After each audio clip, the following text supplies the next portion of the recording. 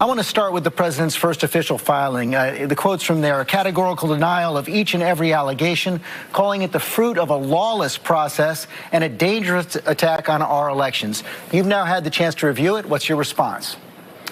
Well, it's surprising in that it really doesn't offer much new beyond the failed arguments we heard in the House. There is ample evidence, overwhelming evidence. Any jury would convict in 3 minutes flat that the president betrayed his country by breaking the law. The GAO, the General Accounting Office, just came out this week and pointed out that withholding money from Ukraine that Congress had appropriated is against the law. Our case is simple.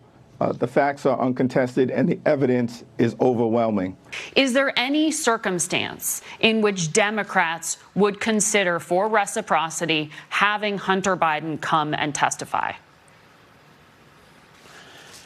You know, the question of witnesses in any trial, all relevant witnesses must be heard. So you're saying no way would Hunter Biden ever be called to testify?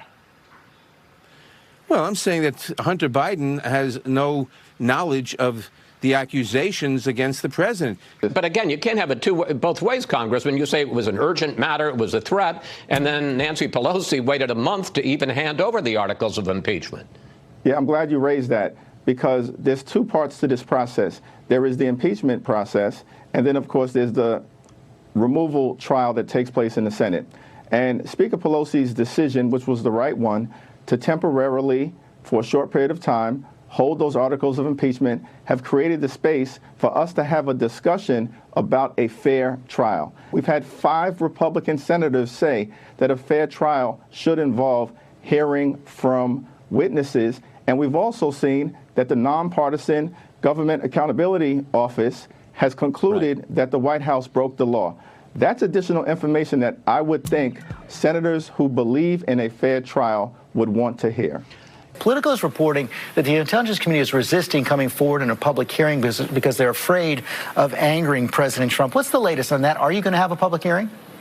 Well, you know, unfortunately, I think those reports are all too accurate. The intelligence community is reluctant to have an open hearing, something that we had done every year prior to the Trump administration, because they're worried about angering the president. Well, part of their job is to speak truth to power, and I worry that they're succumbing to the pressure of the administration. We don't dislike Donald Trump, but we do love America. We do love democracy. We do love the Constitution. And in America, no one is above the law, not even the President of the United States.